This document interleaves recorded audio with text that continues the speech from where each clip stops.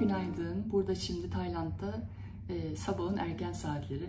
Ben birazdan okula gideceğim. Burada öğretmenlik yapıyorum biliyorsunuz Tayland'da.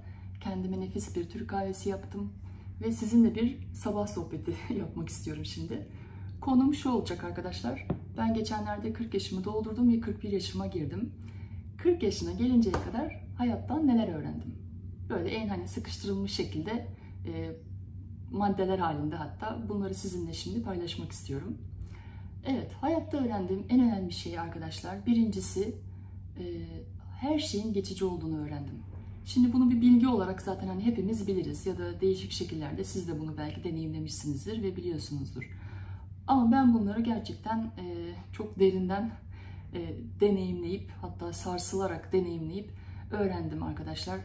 Ben annemi babamı kaybettim. Sağlığımla sınandığım çok ciddi bir süreçten geçtim. Sağlığımı kaybettim. Ve daha birçok şey, ilişki anlamında da çok kayıplar yaşadım. Ve sonra gerçekten en derinden bunu fark ettim ki her şey geçici. Ne para, ne pul, ne şu bedenimiz, çok güvendiğimiz o sağlığımız, hatta güzelliğimiz, hayatımızdaki insanlar, sevdiklerimiz her an ama her an hepsi gidebilir arkadaşlar. Bu hayatın acı bir gerçeği, bunu zaten hepimiz biliyoruz. Ben de bunları çok derinden deneyimlemiş bir insanım. Şimdi bunları bildikten sonra ve deneyimledikten sonra insan iki şekilde düşünebiliyor arkadaşlar. Birincisi biraz böyle depresyona kaçacak şekilde belki düşünebilirsiniz. Ya işte hayatın hiçbir anlamı yok, her şey geçici, hiçbir kıymeti yok yani yaşamanın bu şekilde de diye düşünebilirsiniz. Diğer yandan bu size değişik bir açıdan da bir yaşama motivasyonu verebilir arkadaşlar. Yani şu şekilde, bende öyle oldu çünkü.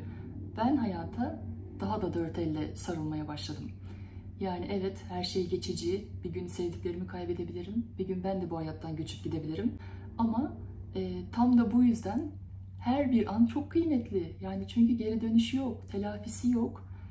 Şu an sevdiklerim yanındayken onlara işte ne kadar çok onları sevdiğimi, ne kadar onlara kıymet verdiğimi daha çok söylüyorum, daha çok ifade ediyorum. Hem dokunarak hem sarılarak. İçtiğim şu bir bardak kahveden çok acayip bir keyif alıyorum. Hayatın böyle en sıradan, birçok insanın dikkat bile etmeyeceği çok sıradan ayrıntılar beni büyülüyor arkadaşlar. Velhasıl hem sağlıkla sınanmak, hem sevdiklerimi ebediyete uğurlamış olmak beni hem çok derinden sarstı, çok şeyler bana öğretti. Ama en önemli çıkardığım ders, hayat çok kıymetli. Ben hayatı gerçekten çok seviyorum ve her zaman da hayatı çok seven bir insan olmuşumdur aslında. Ama özellikle bu deneyimlerden sonra ben hayata daha böyle bir aşkla bağlandım arkadaşlar.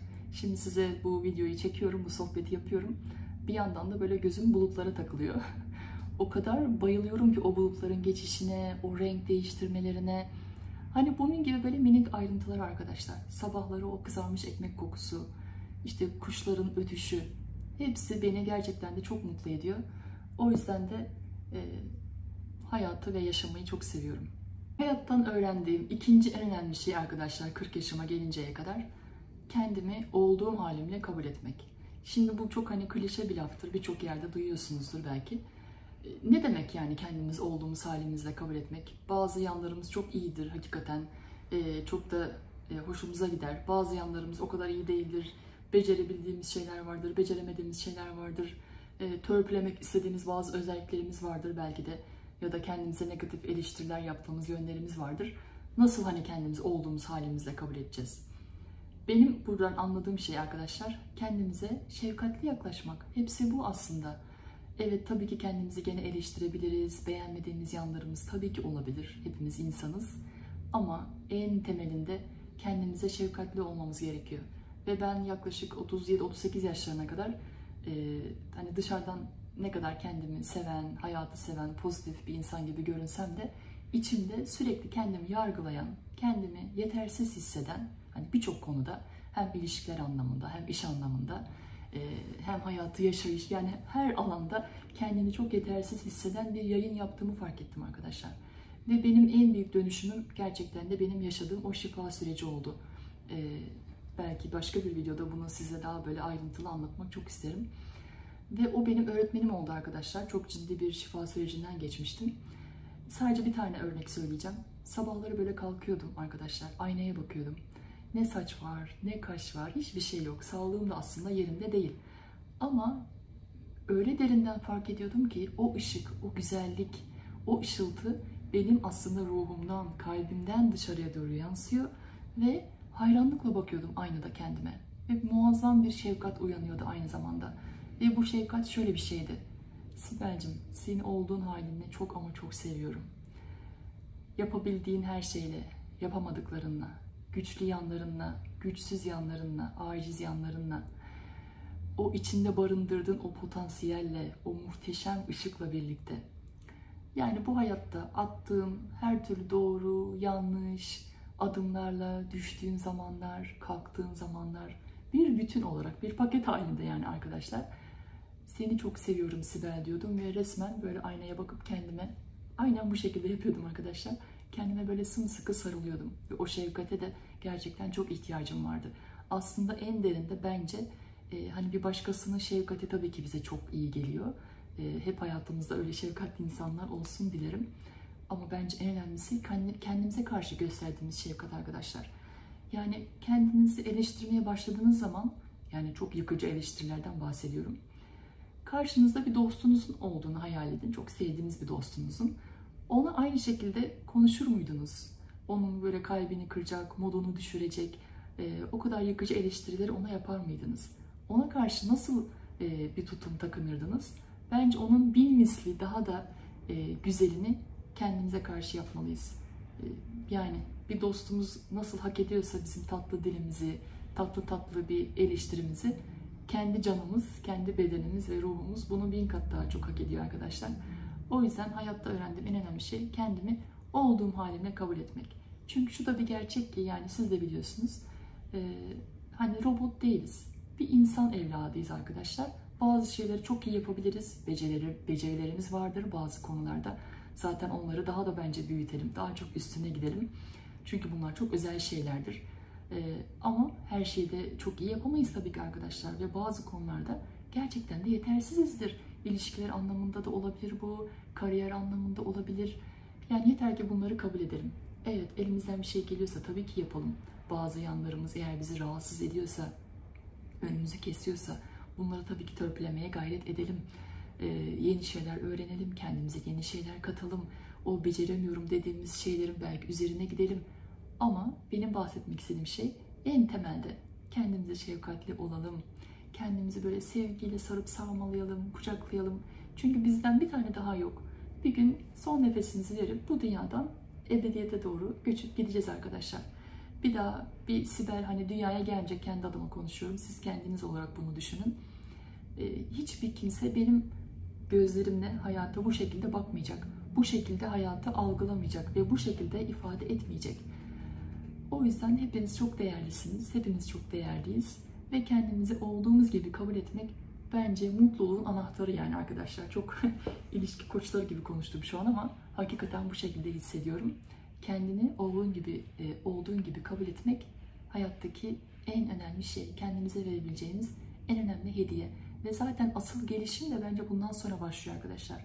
Ben ne zaman ki kendimi olduğum halimle artık bir durdum, bir kabul ettim, bir böyle şefkatle kendime sarılmaya başladım. Asıl o zaman benim içimdeki potansiyel çok daha rahat bir şekilde hani kendini ifade etmeye başladı.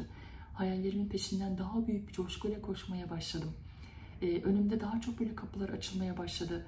Ve şu anda da olduğum gibi belki kendimi kabul ettiğim için çok güzel bir ilişki yaşıyorum ruh eşimle birlikte. Evet, hayattan en önemli öğrendiğim şeylerden bir tanesi de arkadaşlar kendimi olduğum gibi kabul etmekti. Evet, hayatta öğrendiğim 40 yaşına gelinceye kadar en önemli şeylerden üçüncüsü de arkadaşlar, özellikle bu romantik ilişkiler için geçerli. Olmadığın biri gibi davranmamak. Yani karşındaki insanın ilgisini almak için, sevgisini kazanmak için, o ilişkinin devam etmesi için aslında hiç de olmadığınız bir kişiliğe bürünmeye çalışmamak. Çünkü bu bir balon gibi arkadaşlar ve bir gün bir iğne gelir ve pat diye o balon elinizde patlar. Çünkü hepimiz en nihayetinde kendi özümüze döneriz. Çünkü kendimiz gibi olmak isteriz. Hiç kimse yüzünde böyle bir maskeyle dolaşmak istemez. Ben de bazı ilişkilerimde açıkçası o ilgiyi, o sevgiyi kazanmak için çok gerçekten masumane bir niyetle hani arkadaşlar bazı özelliklerim sanki varmış gibi davranmaya gayret ediyordum. Mesela bir tane örnek anlatayım. Çok güleceksiniz belki şu an. Çok eskiden yaşadığım bir tane ilişkimde o kişi kültürlü kadınlardan ve bunu çok güzel böyle ifade eden, sürekli böyle yeni fikirlerle, yeni böyle bakış açılarıyla, yeni böyle felsefelerle konuşan kadınlardan çok hoşlanan bir insandı. Ve ben de o kişinin tam da böyle bir ilişkinin daha başlangıcındaydık. Onun böyle ilgisini, o sevgisini hani biraz daha böyle kazanmak için, yani inanır mısınız, onunla sohbet etmeye başlamadan önce oturup Mozart'ın hayatını öğrenmeye çalışıyordum arkadaşlar.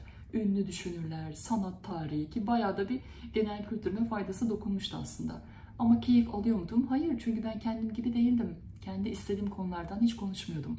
Hep onun ilgisini çekecek, onun hoşuna gidecek şekilde konular bulmaya gayret ediyordum. Ve dediğim gibi önceden bir de hazırlanıyordum yani o konulara. Yani demek istediğim arkadaşlar, hiçbir zaman o kişiyi ne kadar severseniz sevin, asla olmadığınız biri gibi olmaya çalışmayın. Çünkü bu en nihayetinde elinizde patlar. Ve şöyle bir şey de var, belki bunu siz de deneyimlemişsinizdir, ben çok deneyimledim. Eğer o kişi sizin için doğru kişi değilse arkadaşlar, sizin birçok aslında güzel olan özelliğinizi eleştirebilir. Çok doğal, çünkü o çok farklı bir yayın yapıyor, siz daha farklı bir yayın yapıyorsunuz. Mesela işte ben hani resim yapmaya, yazı yazmaya çok meraklı bir insanım. Çok seviyorum, beni çok mutlu eden uğraşılar bunlar.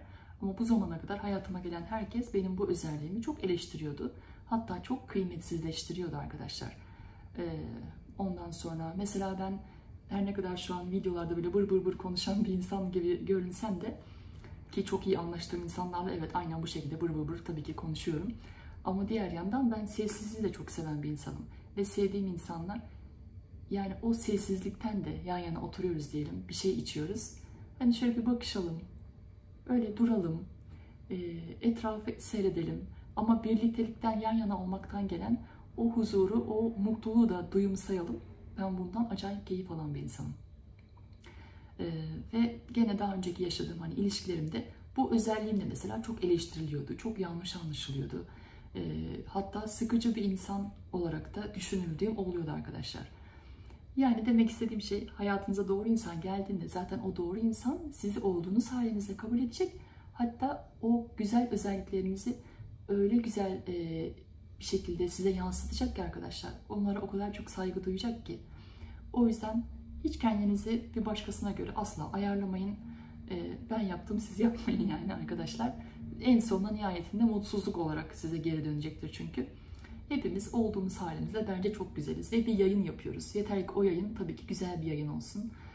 Bir gün o yayına denk olan insan hayatımıza geldiği zaman bütün o her türlü özelliklerimizle birlikte zaten bizim kıymetimizi bilecektir. Hayatta öğrendiğim en önemli şeylerden bir tanesi de arkadaşlar, evet bunu uygulamak belki her zaman kolay değil, kabul ediyorum. Her şeyi kişisel algılamamak. Eğer bunu yapabilirsek, yani bir noktaya kadar bile olsa bunu yapabilirsek, inanın çok hayat kurtarıcı olabiliyor. Şimdi mesela iş arkadaşınızla, eşinizle, dostunuzla, sevgilinizle tabii ki bazı sorunlar hani yaşayabilirsiniz. Özellikle de onun bazı sözleri sizi çok yaralayabilir. Üzülebilirsiniz, günlerce belki etkisinde kalabilirsiniz. Bunları ben de tabii ki yaşıyorum, yaşamıyorum desem yalan olur. Ama en azından artık şunu çok iyi fark ettim ki aslında sorun hiçbir zaman siz değilsiniz. Hatta Instagram'da takip ettiğim Rabia Algan'ın bir paylaşımıydı bu sanırım. Sorun dile getirenindir diye bir söz. Yani birisi size yaralayıcı bir söz söylediği zaman, sizi yıkıcı bir şekilde eleştirdiği zaman bilin ki aslında onun hayatında yolunda gitmeyen bir şey vardır. Onun bir yarası vardır, onun bir derdi vardır hayatla.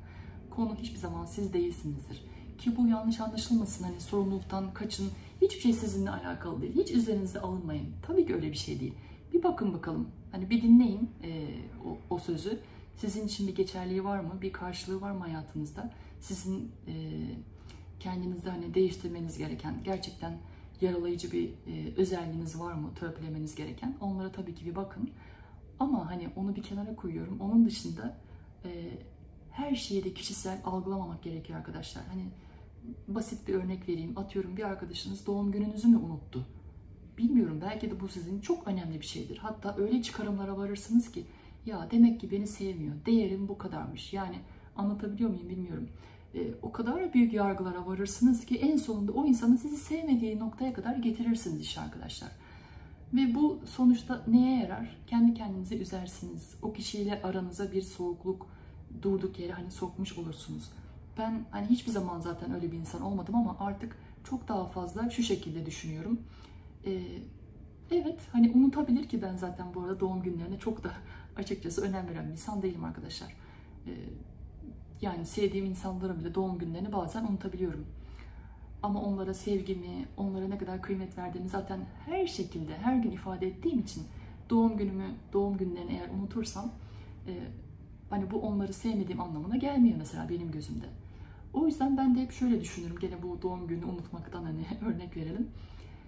Ya belki çok işi vardı arkadaşlar, belki kafasına düşündüğü bir sürü şeyleri vardı, belki bir günlük koşturmacanın içindeydi.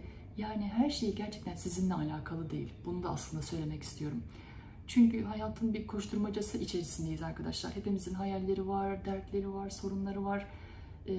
Yani herkes sizinle ilgilenmeyebilir, herkes sizin bazı özel şeylerinizi hatırlayamayabilir, herkes sizin bazı hassasiyetlerinizin farkında olmayabilir. Bunlar çok doğal şeyler. O yüzden hani her şeyi kişisel algılamamaya artık daha çok dikkat ediyorum. O beni çok rahatlatıyor açıkçası. O yüzden biri böyle kırıcı bir şey söylediği zaman, hele de bu benim bir yakınımsa, sevdiğim bir insansa, tabii ki önce bir gerçeklik payı var mı bir bakıyorum. Çünkü eleştirilere de aslında açık olmak gerekiyor. Başka nasıl kendimizi geliştirebiliriz? Her yapılan eleştiri bize güzel bir ayna da tutuyor aynı zamanda arkadaşlar. Ama hani diğer yandan da eğer bunun benim dünyamda bir gerçekliği yoksa, tamamen karşı tarafın bir yarası, bir derdi, bir sorunu, bir bastırmaya çalıştığı belki bir yetersizliği, bir şeyden dolayı onunla alakalı olduğunu düşünüyorum arkadaşlar. Ve direkt orada konuyu kendi adıma kapatıyorum. Ve bu da benim hayatımı çok kolaylaştıran bir şey oldu. Bir anda olmuyor tabii ki. Yavaş yavaş böyle deneyimler yaşadıkça kendinize hani minik minik hatırlatmalar yapın. Ya bu belki de benimle alakalı bir şey değil Sibel. Hemen kendi üzerine alınma. Onunla alakalı da olabilir bu. Evet, öğrendiğim en önemli şeylerden bir tanesi de arkadaşlar, şöyle bir söz söylemek geldi içimden. Denemeden bilemezsin. Gerçekten bu benim bir yol pusulam gibi oldu. Özellikle bu hayallerin peşinden gitme konusunda geçerli arkadaşlar. Bazen bir hayalimiz vardır ama hani çevredeki insanlar da evet bizi çok yıldırabilir. Ya ne kadar saçma bir hayal, bununla mı şimdi uğraşacaksın, buna mı enerjini harcayacaksın, hiç değmez, zaten zor yani imkansız hatta diye sizi caydırabilirler. Ama en önemlisi de sizin kendi kendinizi durdurmanızdır. Kendi kendinizin önünüzü kesmenizdir arkadaşlar. İşte bu noktada ben şöyle bir ses yani içimde yankılanmıştı o zamanlar bu Tayland hayalinin peşinden giderken. Denemeden bilemezsin. Bir dene bakalım. Bir ilk adımı at. Hani her şey zaten bir ilk adımla başlıyor arkadaşlar, biliyorsunuz. Acaba öyle midir? Acaba onu yapsam nasıl olacak? Ya olmazsa, ya şöyle olursa, ya böyle olursa. Hiç böyle sonunu daha bilmediğiniz sorularla kendinizi boğmaktansa denemeden bilemezsin diye kendinizi eğer hatırlatırsanız ve o ilk adımı atarsanız sonrası zaten çorap söküğü gibi gelecektir.